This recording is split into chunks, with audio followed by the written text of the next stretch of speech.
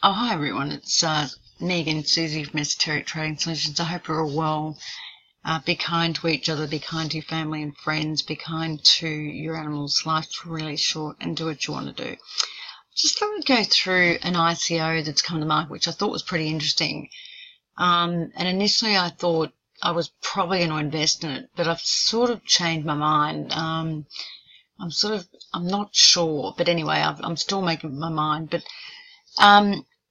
it's called Invox Finance Platform, and I just thought it was an interesting idea. And there's only one competitor that does what they do as well. Basically, ABR Finance, which is a company in Australia which operates out of Adelaide, which is in South Australia, is a finance company which has been in operation since 2012, and they pretty much want to set up a blockchain to basically offer a service where they're actually lending, they're actually getting buyers to buy the business's invoices. So effectively they're getting the investors to buy the business's invoices and help fund the business while they've got cash flow problems. So I thought it was pretty interesting because they're going to put it on blockchain and use smart contracts to do that. And I think it's a pretty interesting idea. And from what I can gather, there's only one other cryptocurrency blockchain doing that, and that's Populous at the moment. So traditional financing pretty much is where a business will sell its receipts. It'll actually, for its suppliers, it'll actually sell some goods and it'll have receipts for those goods that it's actually sold. And then the bank will actually finance those receipts in advance, but obviously the business will take a haircut. Say for example, they've got receipts of, they're expecting $5,000 to be paid by the client that's bought the goods off them. The bank will only give them, say, $4,000, and generally will rip them off. And it'll also obviously give them that money with terms and conditions and extra costs and that sort of thing. So what ABR Finance have decided to do is to create a blockchain called Invox Finance Platform, where basically the business that sells the goods, that's got the cash flow shortfall, will basically sell their receipts, and there'll be a buyer on the platform that will buy those receipts, and there'll be a direct connection between the business that sells the receipts and the buyer or the investor that buys those receipts and gives the business that cash flow they actually require. I won't go through all this, you can actually have a read of that later, but so pretty much, and it's generally because businesses obviously, say the supplier has sold the goods, for example, and they've sold them to the buyer of those goods. They might have terms and conditions on those goods of, say, 7 to 90 days, and obviously they've got expenses in their own business, say, for example, employers' salaries and those sort of things. So often there's a shortfall between when their receipts come in to when their expenses have to be paid, and a lot of businesses find that shortfall quite difficult, and they will go to the traditional banks to get that shortfall, like they'll borrow an overdraft or something like that, and often it's very, very expensive. So with blockchain, basically it makes things less expensive, and what Invox or ABR have decided to do is create Invox Finance, and essentially create a direct relationship between the seller and the buyer, and effectively advance the funds to the seller from the buyer, and pretty much remove the external bank who doesn't necessarily know, who might know the seller but doesn't know the buyer on the other side, for example. It is a real problem. Invox they want to basically set up this decentralized peer-to-peer invoice lending platform where the sellers and the buyers, the investors, all have direct contact with each other, and the platform will have smart contracts on that platform. So pretty much, it'll be very difficult to have fraud or to basically tamper with invoices and those sort of things. also will make things cheaper. That's the idea of it. So that is a big problem, and apparently, it makes it a lot safer if you have it on a platform. With traditional financing, as I said, the bank will basically fund the seller of the invoices, and it will often cost the small business quite a lot of money. So on the platform, it basically gets rid of the traditional bank as such. It makes it a lot cheaper for business. So pretty much in this invoice market, it looks like there's about, according to the white paper, 2.8 trillion US, and Europe's the biggest one, 1.9 trillion, and Asia 675 billion. So it's quite a big market. So the system itself, when we look at the system, basically the system, as I said, has smart contracts for the lending and smart contracts for the documentation of the loans and just the terms and conditions. Being set up within Australia, it obviously is set up with a fairly strong regulatory environment. The Australian market has very strict regulatory environment, and ABR through setting up Invox Finance will have to go through the Australian law, the Consumer Investor Protection Act, plus ASIC, the Australian Security Investment Commission, as well, just to get approval for this, and any other regulatory environment as well. The creators of this potential platform also want to put in 500,000, but they say they'll put in 500,000 after the ICO has taken place. So just going quickly to the platform, I don't want to spend too much time on the details. You can look at it in terms of the white paper itself.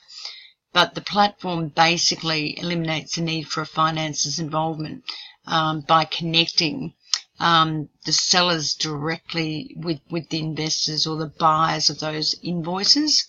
And it essentially sets up smart contracts for the invoices themselves and smart contracts for the loan itself.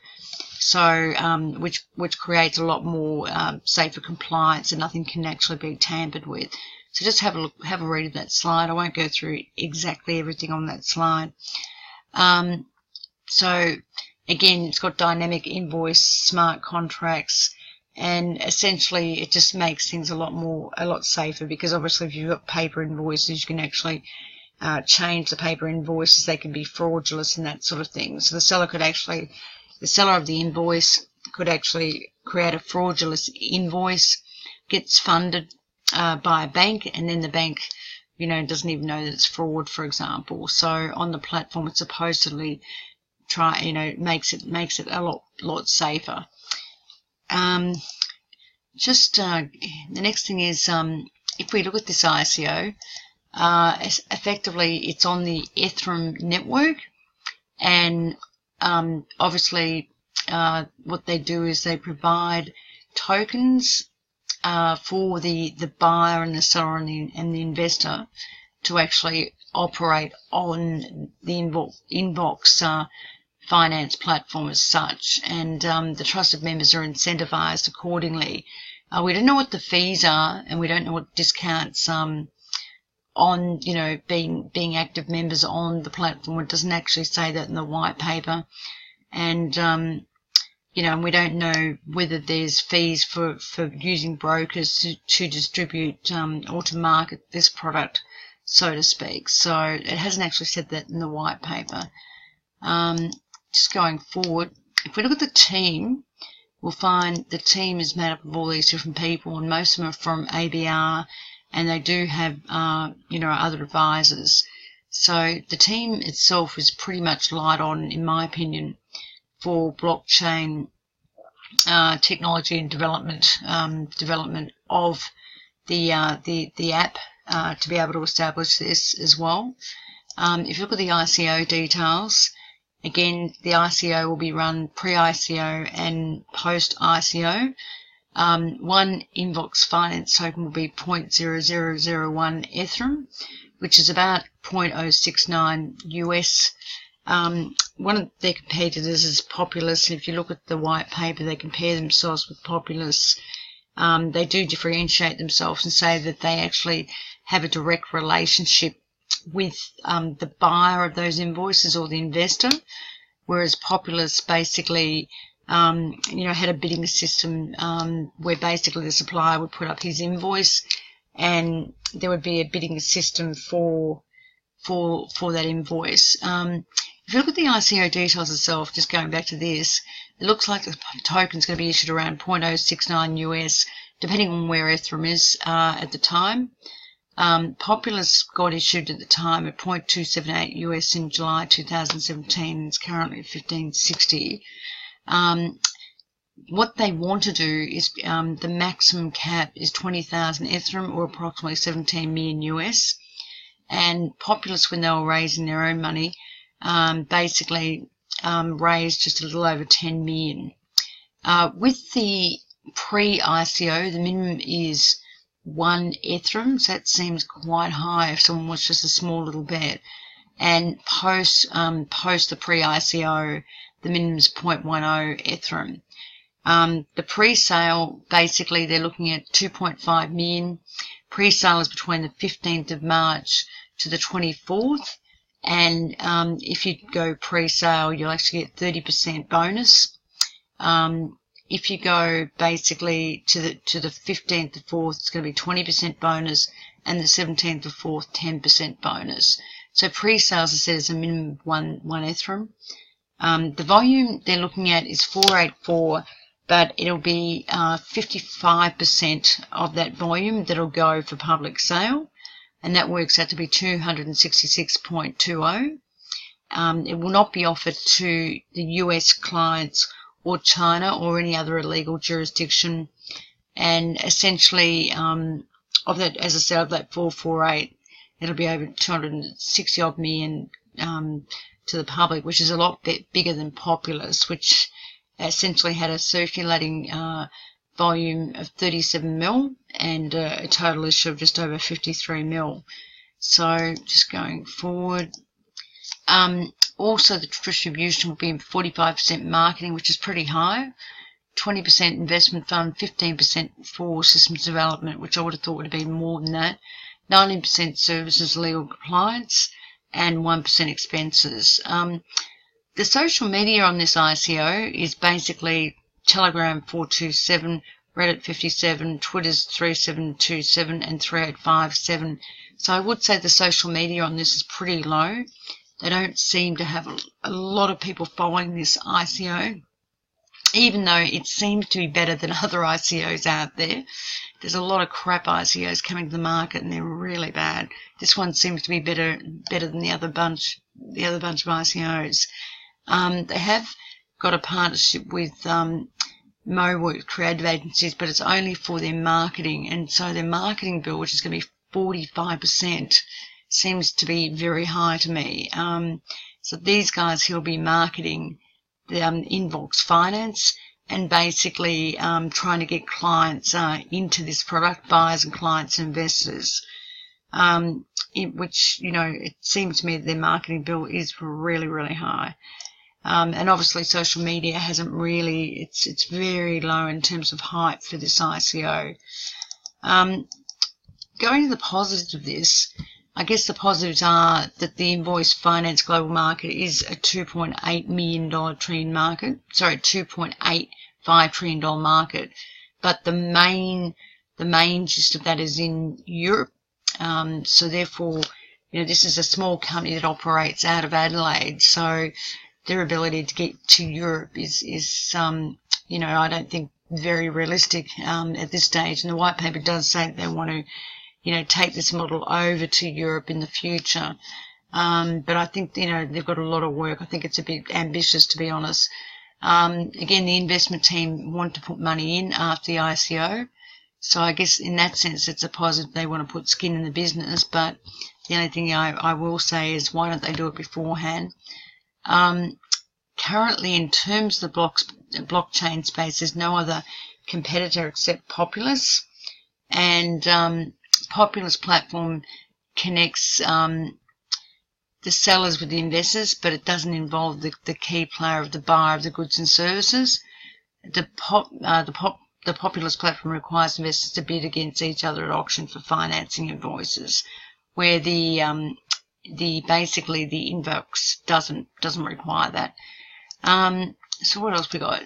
So we look at the negatives of this ICO, and again, there are some things that do concern me about this ICO, and it's just a general thing. This is just for me, but just to give you some idea, they don't have a beta model at the moment, and there's nothing on GitHub, and that always bothers me. I don't like investing in ICOs when there's no beta model, or no model, or some example of what the model is going to be like, and there's nothing on GitHub. So I think that's a big negative in itself. It is a small business out of Adelaide, and Adelaide's a very small city. And when you look at the business of ABR, which is behind this ICO, they only did a turnover of 30 million last year, all year. So it's a really, really small business. And, I just have to question, why do they need to do such a big ICO?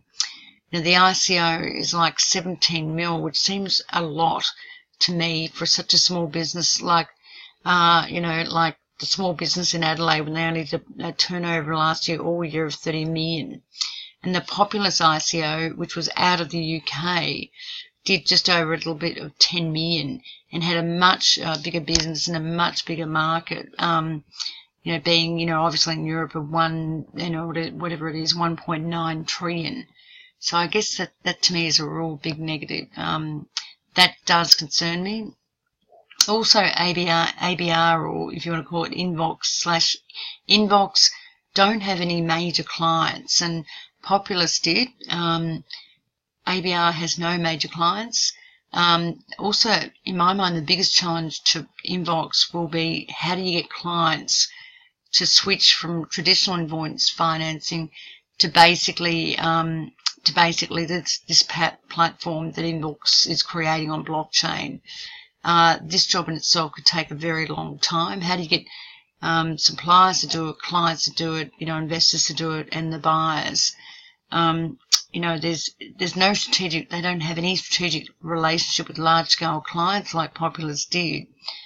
And in my mind, the team doesn't have much experience with blockchain technology. And again, it's going to take a long time to get people to use this platform. That's just my feeling on it. They have no beta model, which always bothers me a little bit.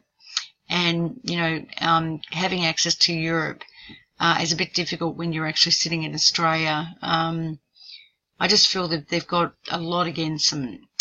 Even though, look, it's an Australian ICO, and it could, look, I might be wrong, it could do quite well, as we are highly regulated here. And, initially when I looked at this, I was positive, because it was an Australian ICO, and I was positive in the sense that, it could perform but I can see maybe it is a good investment. I could see why it could be a good investment. But look, I'll leave that. I'm not going to say, to you guys, it's really up to you in terms of your own due diligence. You've got to make up your own minds on this one. I'm not really sure on this. And there's an old market saying, when in doubt, stay out. So for me, I'm probably going to stay out.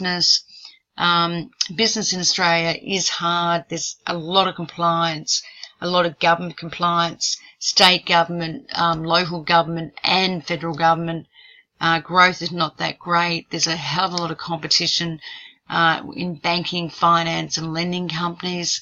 So business in Australia is really hard. And the question is, are these guys going broke, or is it a viable business? I don't know. I'm just not sure. And also that there's a lack of developers and no blockchain experience. I just feel it's a bit too ambitious, when they say they want to go to Europe. In saying that, the white paper looks fantastic. It's well written. It looks lovely. It's a lovely marketing document. But there's nothing in the white paper mentioning, there's an excess crypto overhang. Again, there's going to be 266.2 million. If there's an overhang of crypto, will they be burning it, or, will they still hold it? There's nothing to say that. And basically, early investors get a 30%, which is, with a minimum of 1 Ethereum, which, in Australian dollars is, $1,000, which is a fairly big investment, for just, for crypto. So I don't know. I'm probably going to stay out, but I can see why some people might see merit in it, because they may think that it's going to, operate like a populist. But look, for you guys, you make up your own mind. For me, I'm probably going to stay out of this one, but I might be completely wrong. I'm a bit on the fence about this one. I'm really sorry about that, but I'm a bit on the fence. So conclusion is, initially I said I really like this, but I've changed my mind. Personally, for me, I think they're raising too much, and also they've got 45% going to marketing costs when there's only 15% going to the system development, which seems weird to me. No beta or GitHub or anything to tell us that they can achieve what they're saying they're going to achieve. I just feel the team's low on blockchain and development, and they don't seem to have enough advisors on that side. Also it's a fairly large issue. There's nothing of talk of burning coins. Their social media hype is really low, and that's always a bother for me. No beta, for example. It's an ambitious project. Adelaide's a small city, and the fact that the finance company only did 30 million turnover last year, and they want to basically get 17 million out of the ICO market, just seems high to me. I really would love to see some financials from ABR, but not to be. For me, I'd rather wait and see, and again, ABR doesn't have a credit rating or anything like that. Look, I might be completely wrong, because Populous did really, really well, from 0.27 US to 1590, and also this ICO is in that space as well. So you guys make up your own mind. I'm a little bit indifferent. So I hope that helps. Sorry I can't be more definitive than that. Anyway, look after yourselves, and I'll talk to you soon. Thank you.